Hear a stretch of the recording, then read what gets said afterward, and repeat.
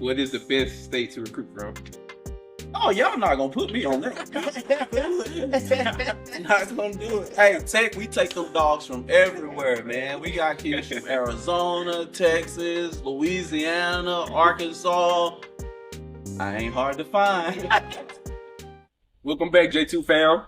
We back here on a tour. We at Arkansas Tech now, and here in Russellville. And so we appreciate you for having us out, Coach. I'm here. I'm your host, Jeremiah. I'm also Jeremiah. And today we're here with 2024 AFCA Division II National Assistant Coach of the Year, where he was the defensive coordinator at Ouachita Baptist University, and he's also the newly 18th head coach of Arkansas Tech. Welcome, Coach Roy Thompson Jr. Guys, to the pod. Hey, thanks guys for having me out today, man. Appreciate it. Sure. So first question we always like to ask our guests. We probably seen you on the sideline, coaching a great game, but what do you like off the field? Man, off the field, I'm a family man. I like to have fun, whether that's with my players, with my wife, with my kids. So a little bit more relaxed off the field, but on the field is definitely a different side of it, for sure. For sure. You said you like to spend time with the wife and kids. Yeah. How many kids do you have, and what has fatherhood taught you? Man, I got 4 kids. I've got a sophomore, 7th grader, 6th grader, and then I've got a kindergartner. Patience, man. That's probably the biggest thing that being a father has taught me. When you're young and you want to go, you can go and you can do it. When you want stuff to happen, it happens when you want it. When you got kids, man, they'll teach you patience for sure, and you got to learn. You got to be able to teach them, And so I think a lot of time it helps with coaches because working with your kids, you get to see the other side of it. So it helps for sure. Yeah. Do they play sports? What sports they play? They do, man. Look, I got a rule in my house. If you're a Thompson, you got to play some softball. If you're a girl, and if you're a boy, you got to play some football or basketball or baseball. So all my girls play softball. They play volleyball and soccer, but softball is mandatory as a girl in the Thompson house for sure. So. You said you like your kids in sports. Some parents, they don't put their kids in sports. What are some valuable life lessons that you feel sports teaches kids at a young age? Yeah, man. I think sports teaches you to be disciplined. I think it teaches you to compete. It teaches you to overcome, how to overcome adversity, how to handle success, how to handle failure. It's how to be on time. Man. I think sports and teams teach you so much that you can carry on throughout your life. A lot of times the employers, right? My first job I ever got, man, those people love the fact that I was an athlete and that I had to be a part of a team and be accountable to others. So there's a lot to learn from them for sure.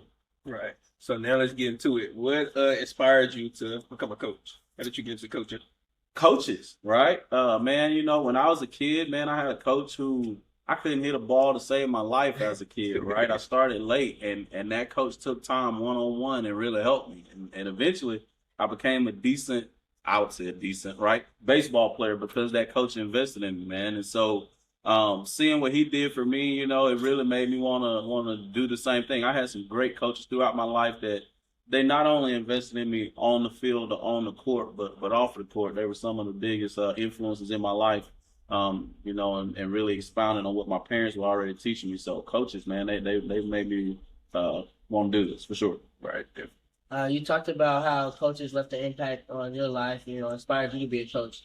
What's the impact that you try to leave on the lives of your players? How do you try to send them off into the world? Absolutely. So, man, a part of our philosophy is, man, like if you come to football and if you come to Arkansas Tech and you play football, right, our goal is we want you to be a better husband, better father, and better man. And so we're always trying to teach those principles. We're always trying to teach those principles to our guys. And one, we try to model that for them as coaches, right? They get to come to our houses and see us with our families, but also like we have these things called man school where in the spring and at different times of the year or even throughout the year, we're talking to those guys about little things on how to be a good husband, how to be a good father, how to invest in your community. And so those are just core principles that we believe that, we tell people if you just come to Arkansas Tech to play football, it's not going to be enough, right? We're trying to build family, we're trying to build relationships, and we're trying to make sure that when you leave us that you can go out into the world and be more successful. I definitely like that a lot for sure. Right. And I like how you said how coaches basically shape you or like you get into coaching and stuff like that. because I always stress the importance of like having good high school coaches, because high school coaches, they really make or break a kid. Absolutely. And they can give their kid hope. And so just speak on that, just like different, like, I mean, you started at the college level. You didn't get to go to high school, but you started at the community level though. So it's similar like high school. So just speak on that, the opportunity to coach community college. Man, Kids. I think, like you said, coaching, whether that's high school, community college, all levels, right? One, coaches are teachers, right? And teachers have to find a way to invest in kids and be able to build upon what they do well. And so, yeah, man, my high school coaches, they were awesome. And for me, going into coaching at the junior college level, man, you get kids from all backgrounds, from all over the country, with all different skill levels, all different personalities. And so it was fun to be around those people, young guys, and help them to, again, right, when you go to the community college level, I think we all got a goal, right? And that goal is to get to the 4-year level. So being able to help those dudes be successful academically, socially, spiritually, athletically, in all of those different phases of life, man, it's a calling, it's a ministry. Those are the things we do. And so I was excited about the opportunity to work with those guys. I think that was some of the best times of my life for sure.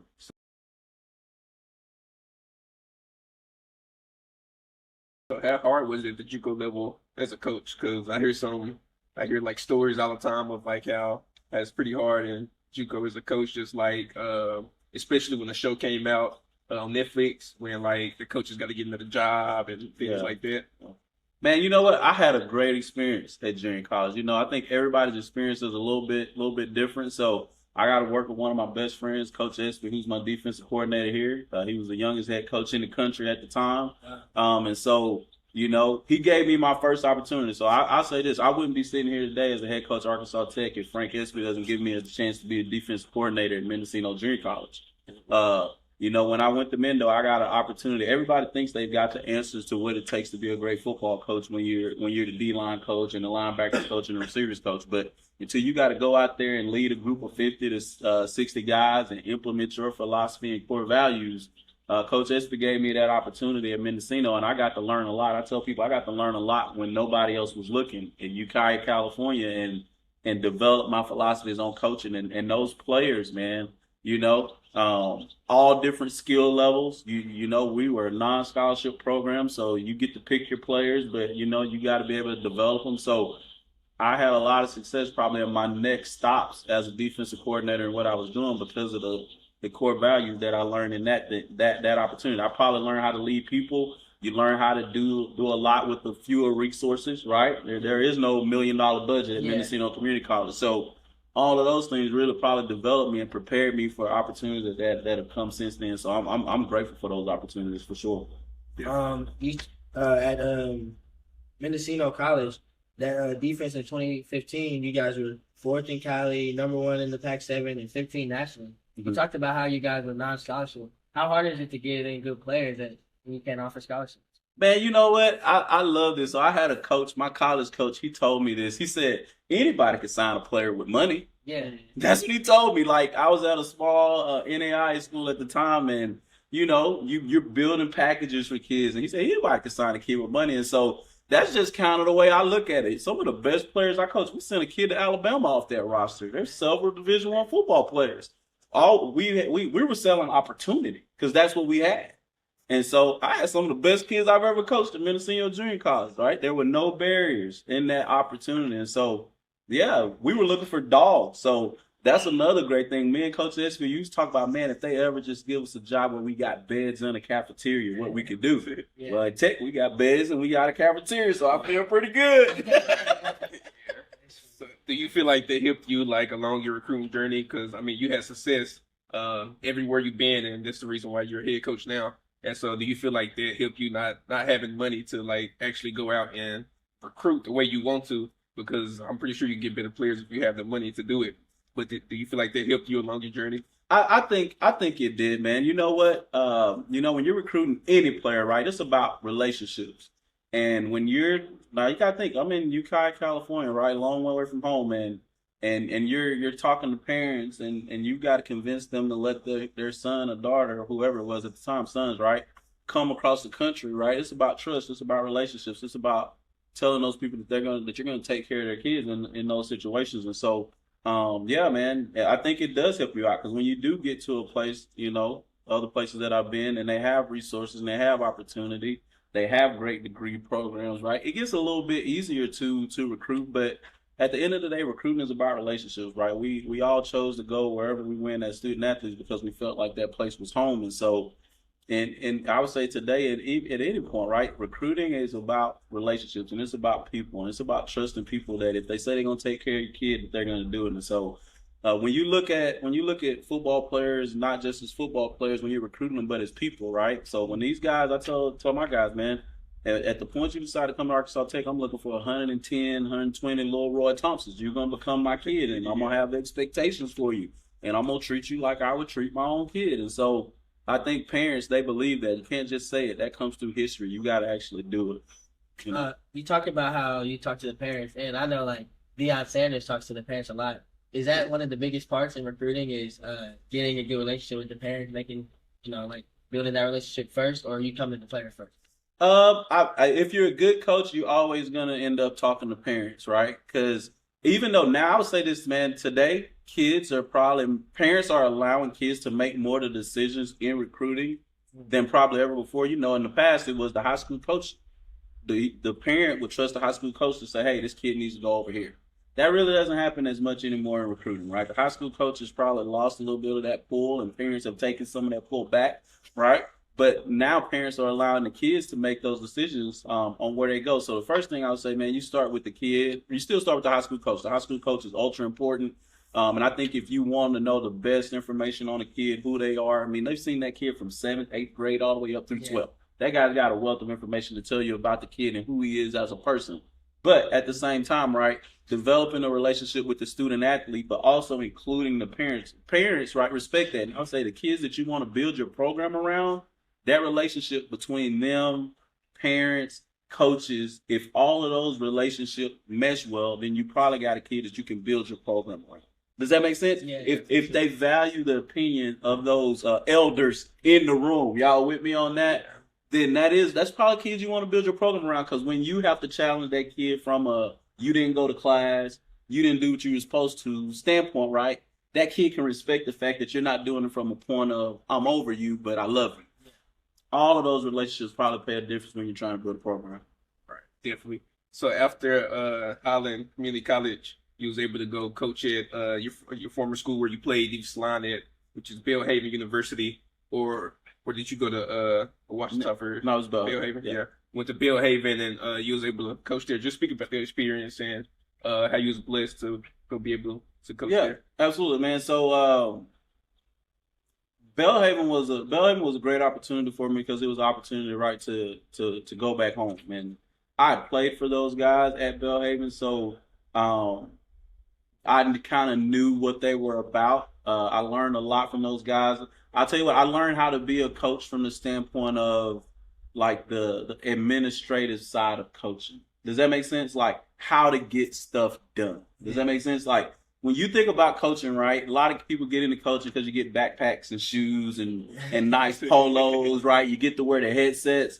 But like coaching is work. I was the video coordinator, right? I was the travel coordinator, right? I had to do a lot of work. When everybody else got off the bus to go to sleep, Roy was up there breaking down the film. Yeah, man, like 3, 4 o'clock in the morning, right? Then that's probably most GA's experience. And so, but trying to do those jobs with a level of excellence, right? Learning how to do that work prepares you for when somebody wants to give you $20, $30, $40, $50, $60,000 to do that same job that you did for free. For sure. Being able to go back to a place that you played, I wonder if as a player, were there ever things like, man, if I was a coach, I would do this differently. And were you able to do that once you got to Belhaven? Yeah. So that, how do you say it? That wasn't my job. It wasn't my job. As like, you do think about like, how about this? I'm really big on learning from every experience and everywhere I go. So I think when I went back into Belhaven, man, I was hungry to learn how to be a coach. Because you got to think, I'm only like a year removed from playing. And so I didn't have all the answers. I was really like wanting to be a sponge and learn as much as I could. So like one of one of my close friends in the coach profession right now, like I would be in his office drawing on the board all the time. And he would tell me like, Roy, you just need to do this instead of that, or you could do this. I was trying to learn. I wasn't trying to change it. But I will say this, right? Every job I've had and every opportunity I've taken, I've tried to learn from those experiences on what would I do when I got my job. I think that's a lot of times like in life, right? Coaching, when you start your careers and whatever you're doing, you're going to walk into a workplace and don't go in there trying to figure out how to change it. It's probably not your job. It wasn't my job at that time. Your job is to figure out how you can do it better. You with me? Yeah. And if somebody asks you for Roy, how can we do this better? You give your insight. Right? When those conversations happen around the staff room. But now, you need a notebook. Always have your notebook. And you know what you write down? You write down everything you learn from those opportunities, good or bad. So when I'm sitting in that staff room and we talking about how to handle when a kid does something wrong or how to reward a kid when a kid does something good, I got a notebook. I got a notebook full of things, right? And then what you do is you put all that stuff together on your ideas of your culture, of your ideas of how to do it better than anybody's ever done it, right? That's what you do. For sure. Definitely. So our head coach at SBU, Paul Henson, he mentioned that how he like before he even started coaching, he had like a plan of like how he wanted his team to look and when things happen, how he was going to look and how he was going to do it, like his offensive playbook and things like that. Did you have that ready, like in mind, like when you was getting ready for your defensive coordinator spot? I did, man. I did. So I did. I probably had an offensive and defensive playbook, man, since I was early in college or high school, right? Because I knew I always wanted to be a coach. And so yeah, I did. I've always had those things down. Here's what I'll tell you though. So it's kind of funny, right? So my first DC job, right? You got the playbook, everything you want to do, right? And then you go out there and it doesn't work. What do you do then? That's unbelievable. Yeah. But you know what I'm saying? Like, yeah, everybody's got the idea, but now you got to really back those ideas up with some hard principles and some beliefs. Does that make sense? Yes. You know, like you could go clip plays off of Twitter all day. You with me? But there's an idea, there's a philosophy behind it, and you can't do all of that stuff. So I went out there and I tried it, and all the stuff that I thought would work, none of it worked. Right? And so then like I had to go back and I had to reevaluate, like, and you got to ask yourself, what do you really believe in as a coach? Yeah. What do you believe in? And then you got to write that down, and then you got to go put that in. That's what I learned from probably year 1 to year 2 is what do you believe in, right? What are you going to live and die with as a football coach, right? Not what this coach is doing or that coach is doing, because everybody got a system. And those systems are successful because those dudes believe in it. And they'll fight you on it. Yeah. You with me on that? So once you can get down to the points of what do you actually believe in, right? Core values, you will notice that one, it's not a whole lot. And whether everybody is doing it or not, it doesn't matter, right? Once I went back to that level, now, yeah, I probably start to have some success as a coordinator. And whether you're a position coach or, again, these principles apply everywhere in your life, right? You better have some core values and beliefs of what's important, and you better be willing to fight for them. Pick the area, job, career, wife, family, whatever it is, right? You'll have success if you got some core things you believe in. If you just riding a wave with whatever's hot, probably not gonna work. Right? Yeah, it might last for a little bit. You might have success here and there with it, but you know. Yeah, that's huge. This when we was interviewing my former high school head coach, and he also went to the league, he was saying like it's a lot of things as a coach that like you believe helps you win, but it really doesn't. No, And one of those things could be just like drawing things. Absolutely. You talked about how important it is to have core beliefs. So and this is always a question that we ask coaches. What are some of your core beliefs that you have, some of your foundations? Oh man. So on the football field, right? Well, let's start off the football field, because here's what, right? It's got to start off the football field. So man, you got to treat people right. That's a core belief, right? You got to be on time. You got to treat people with respect. If you're gonna do something, you got to do it with a level of, I say do it at an elite level. That's kind of how I word it, right? Though, and here's the last one. This is kind of one of our core, our philosophy as a program, right? We talk about every day you got to go to work. Okay, so that story comes from my dad, right? He used to walk to work, didn't have a car, right? He'd get off work, he start walking back. He was like, early 20s, didn't have a car, didn't have money, had a wife and a kid, he had to support him. So the core beliefs of who we are is, one, again, we talked about treat people with respect, be on time, right? But it's every day you got to go to work. You got to go out there and you got to do it at an elite level. You got to try to be the best version of yourself every day, right? So you hear a lot of great coaches like Nick Saban and those guys. They talk about the process, right? Yeah. And the process doesn't revolve around wins and losses. Okay. That's results. You with me? Yeah. The process, right? Going to work every day talks about every day I'm going to go do this job to the best of my ability, regardless of who else is out there. That's big, yeah. That's how you win in life. Right? You got to go to work. So that's who we are at Arkansas Tech. What do I really believe in? Treat people right? Be on time, be early, treat people with respect, and then go to work every day. Rain, shine. You don't have the resources, you don't have the money, your car wouldn't start. None of those are excuses. You find a way. You get up and you go to work, even if you got to walk. So that's who we are. Find a way. Another question I wanted to ask. You talked about how important it is being not just a coach, but also a teacher. Were you always good at being a teacher, or is that something that you had to learn along the way?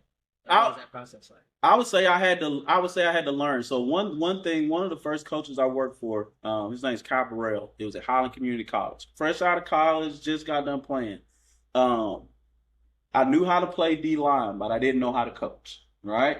So again, he locked me in the office, right, in the old school with a VHS stack of drill tapes, okay, of coaches talking about their philosophies and who they were. And I probably sat in that room for a week with a pen and a pad. And he said, I want you to go in there and I want you to study defensive line play and I want you to write down the stuff you like. And that became the core values of who I was. And then I figured out how to teach those things, even as a young coach, right? So you took those things that you thought were good and you really studied them and tried to learn them. I think, man, if you want to be a great teacher, it comes with experience, right? It comes with like understanding that you don't always have to be right. Like when you're teaching, you're trying to give information to someone else. So if your primary way of giving them that information doesn't result in those guys having it and retaining it, then you got to try to find another method, right? I think a lot of time when people, whatever it is, right, they want to teach somebody something, they want to teach it in the form that they're comfortable with, right? You got to try multiple ways. So if I'm on the board and that kid don't learn on the board, then maybe I got to have him write it. If that don't work, then maybe I need to take him out for a walkthrough with himself. Maybe he doesn't learn it strictly from video. So trying to find, teaching is using all different types of methods to make sure that the end result is the person understands the message you're trying to convey to them. And so I feel like that came with experience because I probably was a terrible teacher early on, right? Thought I was good, but I think that comes through, if you're willing to work at it, eventually, like the kids will understand what you're trying to relate to them and get it. For sure. That's big because I remember watching, that kind of reminds me of a Mike Tomlin interview I watched where he talked about how like good coaches run to coaching. Absolutely. Absolutely. Yeah. So how big did relationships play in that teaching? Because I mean, we see it all the time that where coaches are great coaches, but they're not good teachers. So and we know that relationships play a part in that teaching because you can't, like you just said, you can't teach everybody the same way. Like this guy might understand it this way, and another guy might understand it another way. So how important is the relationships with that teacher? I think again, man, if one thing that'll keep coming up is relationships are super important, right? All facets, and so the relationship with the kids, right, probably allows you to be able to have conversation and ask them, how do you learn? What's your best method of learning, right? I think as coaches, sometimes we do have to look at, like, again, how we do things and how we relate to the players to make sure that, again, all players want to be good. All players want to know what you're asking them to do. And so I think good teachers, again, have to be able to go out and try to meet the players where they are, right? And help them to be able to retain the information that you're trying to give them. Right. And obviously your teaching and stuff been working and your principles and everything you've been talking about been working. But you've been having a lot of success at Ouachita, and I know JB wanted to ask about last year, so I'm going to just state out some of your statistics over the last few years that you've been there. So in 8 seasons, you was on the coaching staff. 5 of those was a GAC championship, and you had 5 NCAA playoff appearances, and 3 of those was undefeated regular seasons. And so this huge. Just how was you able to like apply it there, like them principles and stuff? Because like coming in on a new school and stuff, and applying your way, the way you do things and stuff like that. Sure, man. One thing I'll say is Ouachita is a great program, and Coach Knight is an unbelievable coach.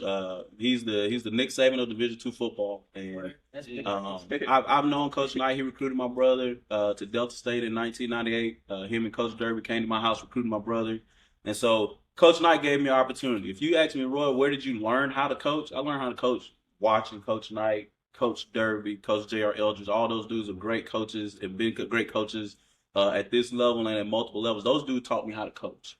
I learned the administrative side of Belhaven. I learned how to get stuff done, right, on time with excellence. But you talk about coaching, strategy, attention to detail, man, those guys taught me that. And so I was just lucky to be a part of a great staff and a great culture. Those dudes got to figure it out. And a big part of that is Todd Knight.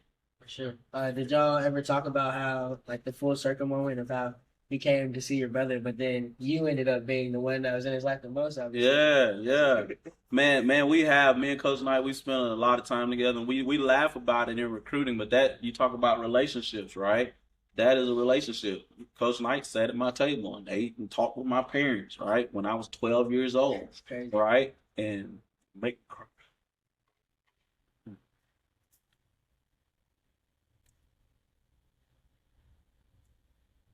at different points in life, whether my daughter was sick or my wife was on bed rest, that dude and his wife were there. So that's family, man. All we've heard since at Ouachita now, all we've heard is good things about him. Like from the players, from Coach Carson, really nothing but singing praises. Right, definitely. And I just want to take a minute to highlight just the character of Coach Thompson right here, because something that I always say is that character triumphs everything. And just like we was talking to you earlier, was like you didn't pull no guys from over there from your defense and stuff like that. You was like, man, I can't do that. Like I love Coach Knight like this, like you said, it's family. Yeah. And so this just highlights your character, man. Especially in a sport that people look at as individuals. The fact that you put that relationship over that just speaks to your character and that relationship that you bear for sure. And I want to say, they weren't just talking good praises about Coach Knight. Everyone we talked to was talking good praises about you too. So I just wanted to throw that out there as well. So in 2024, you guys are the 5th ranked scoring defense, and you guys held teams to 12 points per game. Yeah. I just want to talk to you about, like, what do you remember about that defense? What made you guys so special, and what was it like to obviously hold players to 12 points per game? That's pretty remarkable to see. Man, I'm gonna tell you what, man. Those kids on that defense were unbelievable. They were not only good football players. They were great kids. They were detail oriented. They took pride. In that. Like, coaches, we can only do so much. I try to tell those guys, man, look, I'm gonna line you up, and then after that, it's up to you. But so empowering those kids to understand that they are in control on some level. You know what I'm saying? Like, my job is to do all the homework and tell you where they're gonna be. Your job is to tackle them. Like, you know what I'm saying? So from that standpoint, those kids did a phenomenal job. But I'll say this, man, the one of the best parts about that defense was that defensive staff. Again, Coach S was here with me now, Coach Mark, Coach Brian. Each one of those guys had a huge part in the game plan every week, and they did their job at an elite level. So one of them had short yardage, one of them had third down. I handled base downs. We all had a different part of the game plan. And so for that defense to perform like that, each coach had to be great. Sure. Each one of them had to be great, right? And then not only did they have to be great individually, they had to go out there and they had to be great at their job as position coaches and teachers. Yeah. So, yeah, man, we had when we won that award.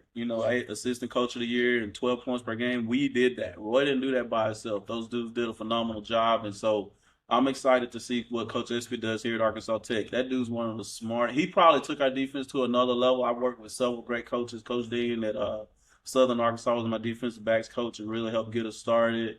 And then Coach Espy came in after Coach Dean. And what I'll say about those guys is, man, each one of those guys have brought great value to the defense, great value to whatever organization we were working in. In Ouachita, we were all a part of that. And so those guys took that thing to another level. And what I'm most excited to see is, right, I'm not calling the plays. Coach Espy called the plays. He's the defense coordinator.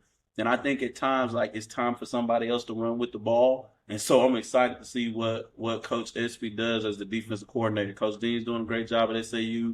Got one of the top defenses in the league. Coach Carson was a guy that was with us for a while, and excited to see what he does at Ouachita. But so it's like three guys that are all kind of in the family, man, and all great defensive minds. The GAC is going to be a tough place to be an offensive coordinator. You know, those guys are all really smart and really good at their job. So I'm not old, but I am excited to see, man, those guys. We've been locked in rooms together for a long time, so I'm excited to see what they all do individually. Yeah, you was talking about Coach Carson, and when we interviewed him yesterday, he was talking about how big it is to delegate and how he's going to have to like make sure he delegate this year. And so talking to you, it sounds like you're pretty good at delegating. Did you get good at that being a co-defensive coordinator first before fully taking over? Yeah, but you know what, man? I'm the type of person, and I don't know where I got this from, man, but I feel like you can learn from everybody. Players, coaches, the janitor. I think you can learn from anybody. And so I don't have an ego like that. So like even when Coach Carson and me and him worked together, he was our graduate assistant. That dude was in my office, and I'm like, teach me the defense that you know. And like early on, and he taught me the defense that he knew, and I learned that he was a good teacher, and he understood football. And so, like, I love it when young guys, like, if you're a young coach and you want to come work for somebody, man, they're like, these guys are always looking to go to Florida State. Come work for me, because I'll give everybody an opportunity to let me know what they know. Now, at the same time, I'll say this, right? We're all under one umbrella. When I worked for Coach Knight, I did what Coach Knight told me to do, his philosophy, his ideas, his program. I'll listen to you, but we all got to be under one umbrella at the end of the day. So, young coach, I feel like, man, that's one thing. If you want an opportunity to grow, you got to be around people who let you grow. Sure. Right. There's got to be some teaching, and then got to be able to let people do what they do and do what they know at the same time. Right. Before you get into the Harding game, I think you want to talk about the Harding game. I just want to list out a few of your statistics so people like can see this. You was top 10 D2 national scoring defense multiple years at Ouachita while you was the defensive coordinator. And that 2024 year that JB just talked about, you was ranked 5th in scoring defense, which you was talking about the 12 points per game. And that's huge, man. Huge, especially in the GAC. Yeah, that's absolutely. huge. It's a great league, man, and a lot of great coaches. Some of the best offensive and defensive minds in football are in this league. Like, these guys, they will tear you up. They'll tear you up for sure. For sure. So, yeah, I definitely wanted to talk about that Harding game because that was a big upset for you guys. They were ranked number 1 at the time, and you guys held them to just 13 points, a second half shutout, and only 288 yards. And you guys actually snapped their 25-game win streak. What was that week like, getting the players to buy in, making them believe that you guys are going to win that game? Because obviously they had a tall task ahead of them. So what was that week like? And then talk about the game and being able to shut out, and then the relief, or like maybe not relief, but like the joy after getting the job done. I got to be careful how I answer this question because Harding is Arkansas Tech's rival, and I'm the head coach at Arkansas Tech, all right? But we'll recap that. First thing I'll say is, man, for Ouachita, that game wasn't an upset, okay? If you look back on history, right, Ouachita's had their share. Now, Harding did a great job. They won a national championship a year before. Those guys are great football coaches. Some of the best coaches, period, both sides of the ball in the country, regardless of level. I want to make sure I say that. But Ouachita, all right, has run the GAC for years. So Harding got us, all right, the year before. They tore our butts up at Harding. Tough situation, but that game came down to a bad third quarter. I hope I don't get in trouble for saying all of this. I need to take my tech hat off and put the other hat on, right? This is how, like, so, you know, we feel like defensively, man, we probably would have had a shot, but we had a bad quarter. Felt like there were things that we could have done better as a coaching staff and better to prepare in that situation.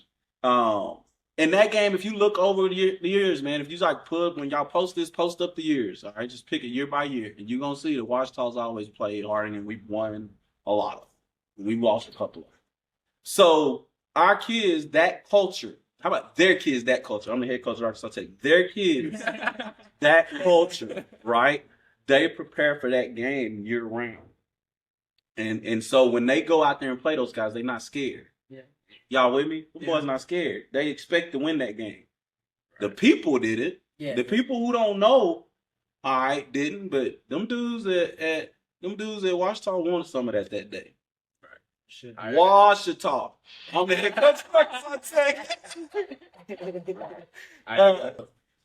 So one thing I wanted to ask, because you seem like a big, obviously relational guy.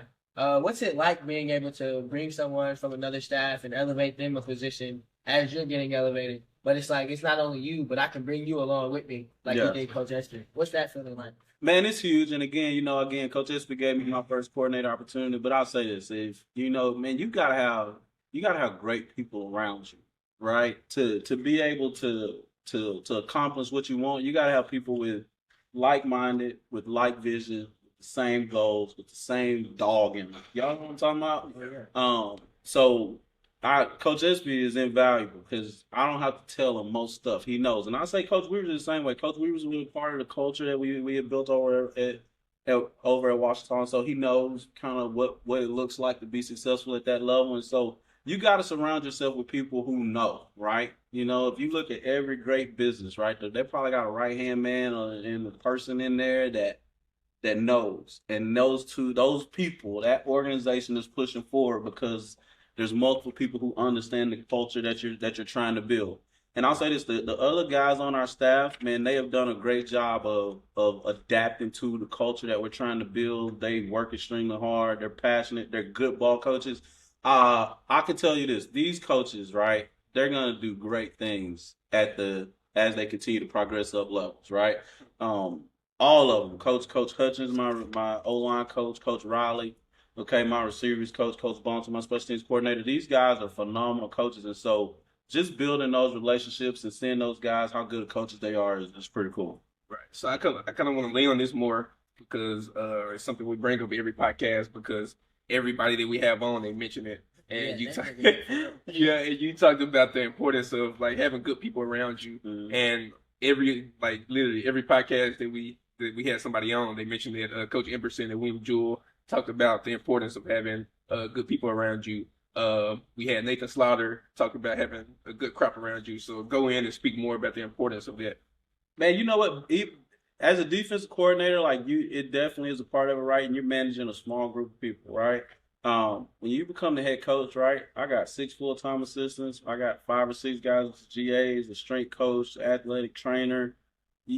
You want people around you. If you want to accomplish greatness, nobody does it alone. Y'all know what I'm saying, man? We got 140 kids on this football team, and I got to be able to rely on everyone in our organization to do their job like Roy was standing there doing it at the level that I would try to do it as, right? Now, they may not think about it like that, but that's the goal, to get everybody on the same page. And if they're not, then things are not going to go as planned.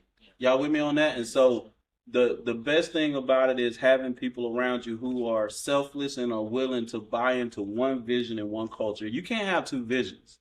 You can't have 2 cultures. If you got 2 cultures, there's no culture. Y'all with me on that? And so I feel like the one thing we've been able to do is everybody is pulling this thing in the same direction, right?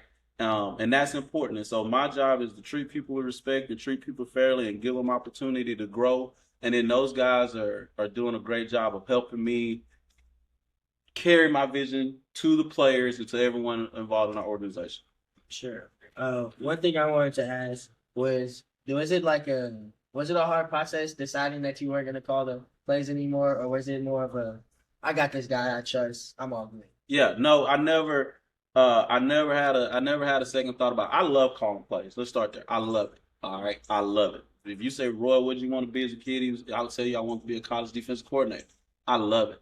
But when you got a guy that you know and trust and can do it probably better than you can, then you don't think about it. You know what I'm saying? Like, 100%. Like, for real, like, Coach Espy is one of the best football minds I've ever been around. Every great defense I've probably ever been a part of, Coach Espy's been a part of it too. So when you know what I'm saying, when you got somebody who's like that, and I'll tell you right now, man, you see a lot of people and they can do it. They can be a head coach and an offensive coordinator.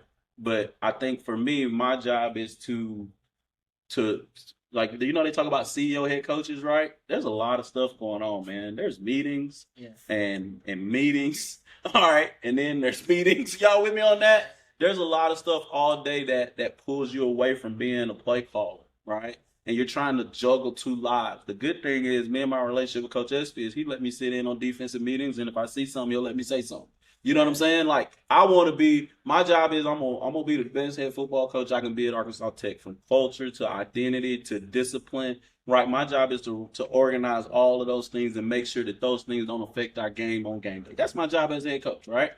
I got to make sure that everything else is in line so that when those dudes go out there, we haven't let the little things slip in and cost you a football game. Yeah. That's my job. And I tell you, if you ever relax on those parts of the job, then it affects the other part. And then I would say this, man, coach, like, again, I want to be the best assistant coach that anybody's ever had. What that means is, if we're out on the field and they need somebody to teach tackling for 5 minutes, I can do that. If they need me to work a blocking drill for 5 minutes, I can do that. So I want to coach. I'm going to coach. I'm a coach. I'm a ball coach. So really, I'm the other coach. If you need somebody to run a drill for 5 minutes, I think I'm qualified. I can do that every once in a while. So I'm going to try to help those guys in every way I can on the field, not just walking around and judging what happens. I want to be involved in be a best position coach when needed on the field. Sure. So I just wanted to point out, obviously, that's very humbling for you to say. It speaks to your character that you can say, like, I don't have a problem because he might even be better than me. Yeah. So obviously a lot of coaches wouldn't admit that. But one thing I wanted to ask you, since you just said, like, if you would have asked you as a kid, would you want to be a defensive coordinator? What was it that really led to you coming to Arkansas Tech, taking this head coaching job, since obviously you felt like you were called to be a defensive coordinator? Man, you know what? I think throughout time and throughout life you grow. And again, like, I set a goal. I really did. I said I want to be the best defense coordinator anywhere. Yeah. Now, am I that, guys? No, I am not. All right. But we put together some great defenses and we were really successful, right? And I think what normally happens is, right, you say, man, if I could do a good job at leading 40 guys or 50 guys on defense, what would it look like to lead a program? I think those things happen over progression of time. And so, probably, I don't know, man, 3 or 4 or 5 years into being a defensive coordinator, I was like, man, what does it look like to lead a whole team? And so that became my desire. Now you got to reassess your goals and research your goals. And I always think Arkansas Tech is one of the best jobs, again, man, at the Division II level and in the Southeast region. The resources, facilities, location. It's got a lot of positive, man. I think Arkansas Tech is a gold mine. So this thing was, man, it's a blessing. I'm glad to be the head coach of Arkansas Tech. And I think, like, we can compete for conference and national championships here at Tech. And that's why you leave where you are to go somewhere else. You know what I'm saying? Because you think you can do something great. This huge. So as we are coming to an end, how important, what does it mean to you? Because this is a thing, so I'm gonna mention it. You being an African American and being in a role such as head coach and defensive coordinator and roles like that, how huge is that to you? Just like being a trailblazer with it. Man, it's pretty cool, man. I'm thankful for the opportunity, right? When you submit your resume across the desk, you hope that they look at it and they say, man, that person is an elite ball coach, right? Then they interview you and they talk to you and you hope they say, man, that person is an elite individual. And so I'm thankful for the opportunity, and I wake up every day, right? And I say, man, I want to do this thing better than anybody's ever done it, right? And so I'm thankful. I want to make sure that I do everything I can so that the next guy who wants a job like this can have it because I did my part. That's what I want to do. I want to make sure I represent us well. For sure. Obviously, this is your first year, as Arkansas Tech head coach. What was the recruitment process like this year? Recruiting as a first-year coach, getting players to come in and buy into the thing. Yeah, absolutely. Hey, I told the coaches this, right? My record at Ouachita doesn't come to Arkansas Tech. I think it's very important for everybody to understand that. So yeah, we had a lot of success there, but my record is Arkansas Tech's record, right? And so going out, developing relationships, and sharing my vision for what I feel like Arkansas Tech football can be. Right, that process went really well, man. We had a lot of kids from a lot of areas jump on board, and we're excited about it. I'm excited to have a full year to develop those relationships with this next class of guys, and so it went really well because we got great coaches and elite recruiters, and I'm really excited about the 26 class leading forward to get ready to try to do it again. Right. So you're at the helm of what you said is a gold mine at Arkansas Tech University, and so this your opportunity. You get to choose to make this thing how you want it to look.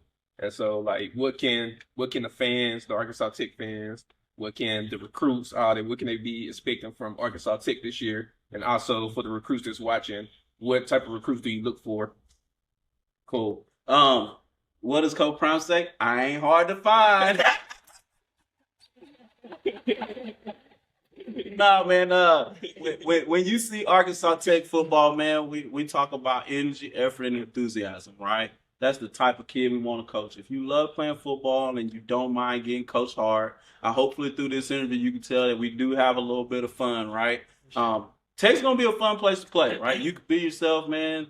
You can be authentically you. We're gonna coach you hard. We require discipline. We're gonna do things the right way, both on and off the football field, but we looking for dogs, dog mentality. You got to be ready to come to work. That's what we're looking for. And for fans, man, especially our Arkansas Tech fans, we want to represent the program well. We want to be a brand that's exciting to watch, right?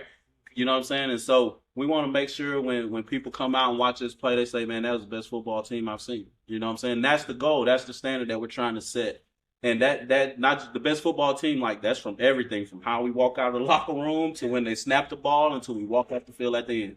We want to give the people a show. That's what we want to do. For sure.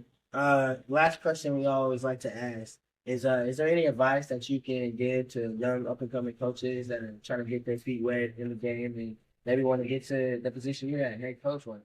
Yeah, man, and I don't want to say the typical stuff. What I say is one, football is about relationships, right?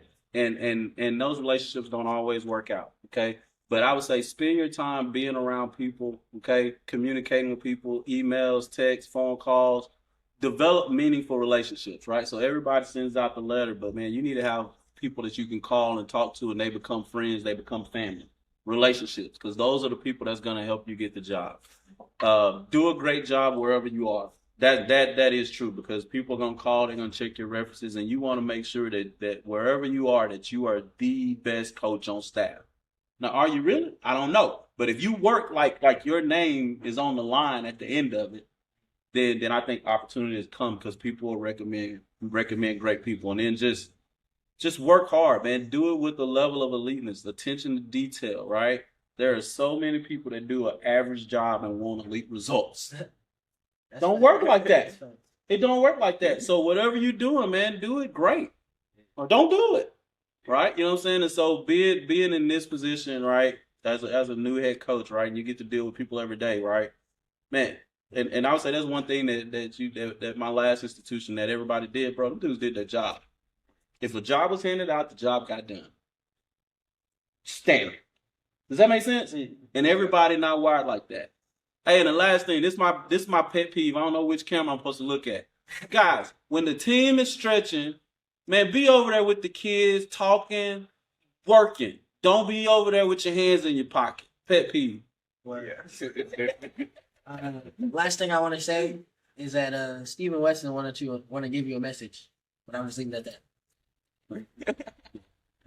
All right, we done with you, but before we let you go, I must ask this question: what is the best state to recruit from? Oh, y'all not gonna put me on that. Not gonna do it. Hey, we take them dogs from everywhere, man. We got kids from Arizona, Texas, Louisiana, Arkansas. I ain't hard to find. It's a great answer. We appreciate y'all that you found for tuning in. We appreciate you, Coach Roy, for having us, man, and giving us a tour. I appreciate you guys. I enjoyed it, man. Appreciate it. Thank you. One more stop on the J2D2 tour, so make sure y'all are tuned in. Like, subscribe, comment. Hold on, let's get a picture right here real quick.